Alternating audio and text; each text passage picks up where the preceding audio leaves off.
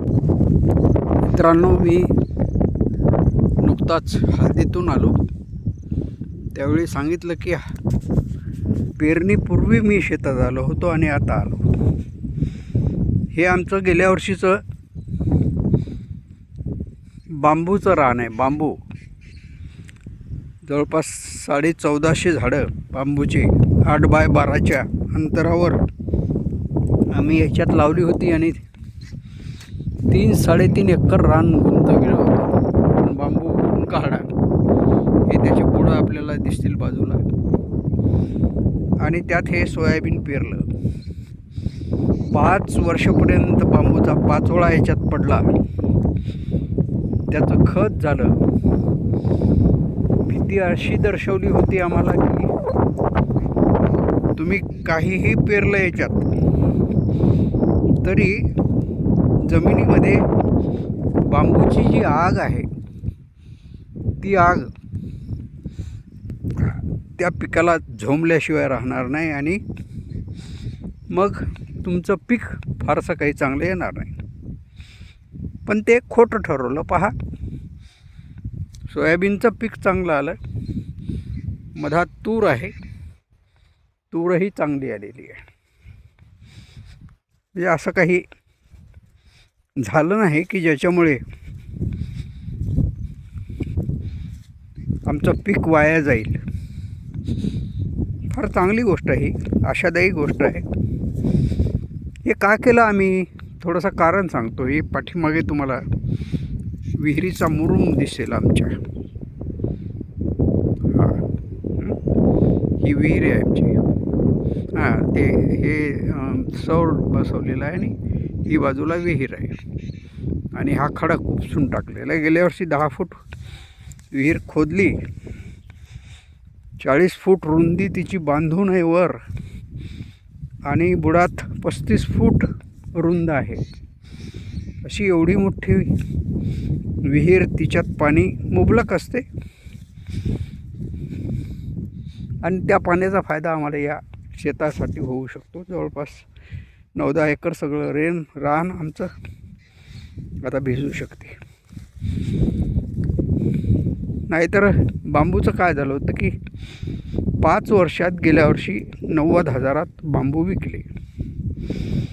आणखी मग 2-3 वर्षांना एखाद्या लाखात 1.5 लाखात विकले असते. आणखी मग 2-3 वर्षांना 2 लाखात विकले असते. पण जर या शेतामध्ये आम्ही पुढच्या वर्षी आता हळद लावणार आहोत, जर हळद लावली तर या 3 एकर रानामध्ये आम्हाला जवळपास 80 ते 90 क्विंटल हळद होऊ शकते. आणि हळदीचे भाव असेच जर आमच्या हाती लागले 15,000, 16,000, 17,000, तर एकाच वर्षी शेतकरी मालामाल झाल्याशिवाय राहणार नाही. ही एक दूरदृष्टी आहे. पण बांबू लावला म्हणून आमचं नुकसान झालं असं नाही. बांबू लावला आणि त्यामुळे आम्ही विहीर खोदली, हे महत्त्वाचं. जर बांबू लावला नसता तर विहीरही खोदली नसती, विहीर झाली नसती, तर ह्या भानगडी हळद लावा, अमकं करा, टमकं करा, हे काही आम्ही केलं नसतं. त्यामुळे शेतामध्ये जे काही प्रयोग करावे लागतात त्यात कधीकधी माणूस फसतोही, पण फसतोच असं नाही, त्यातूनही काही फायदा होतो. तसा हा आमचा फायदा झालेला आहे. इथे आमच्या शेतामध्ये एक देव स्थापन केलेलं आहे, महादेव. हे जे शेतातले देव असतात, ही अशी शेतकऱ्याची भावना आहे की बाबा हे आपल्या शेताचं रक्षण करतात, काही संकट येऊ देत नाहीत. इथे एक फार मोठा मोह होता आधी, मोहाचं झाड.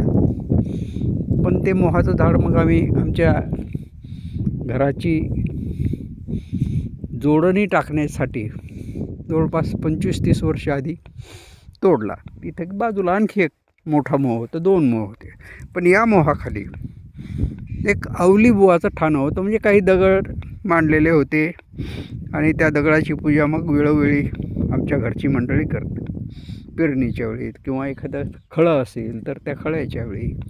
म्हणजे त्याच्याऐवजी मग ते काढून टाकल्यावरती ते सगळं जिकडे तिकडे दगडं गेले ह्या ट्रॅक्टरच्या नांगरणीच्या प्रकारात. आणि मग कोणीतरी सुचवलं बुवा तुमच्या शेतामध्ये असं असं होतं आणि तिथं आता तुम्ही काहीतरी करा. मग हे आम्ही अशा प्रकारे नंदी आणि महादेव पिंड यांची स्थापना केली. छोटंसं केलं हे ओटा, पण एक मनातून रानदेवता म्हणून थोडासा श्रद्धाभावही आमच्या सगळ्यांच्या मनामध्ये असतो. त्याची पूजाही कोणीतरी केलेली आहे ना, दिसते ना. आज आखाडी आहे आणि त्याच्यामुळे आज आखाडीची पूजा आमच्या घरच्या कोणी म्हणजे आमचा पिंड पुतण्या त्याच्या घरच्या कोणीतरी केली असेल, किंवा मग पवनने त्याच्या आईला कोणाला सांगितले असेल की असं असं करू. तोही करतो, बरंच करतो तो. तर मित्रांनो, ही आहे आता यावर्षीच्या बांबूच्या शेतातल्या पिकाची अवस्था. चांगला पीक आहे, सोयाबीनचं पीक चांगलं आहे. पाहायचं काम नाही, म्हणजे शेतात आल्यावर प्रत्यक्ष पाहिल्यावर समाधान किती वाटते. पवन जो ते व्हिडिओ टाकत होता त्यातून काही कळत नव्हतं काय आहे ते. या 2-3 दिवसाआधी त्याने फवारणी केली याच्यात तणनाशकाची. त्या फवारणीच्या औषधाचा परिणाम थोडासा असा सोयाबीनच्या पानावर झालेला आहे. पानं पिवळी झालेली आहेत, पण ती कव्हर होऊ शकतात. ठीक आहे.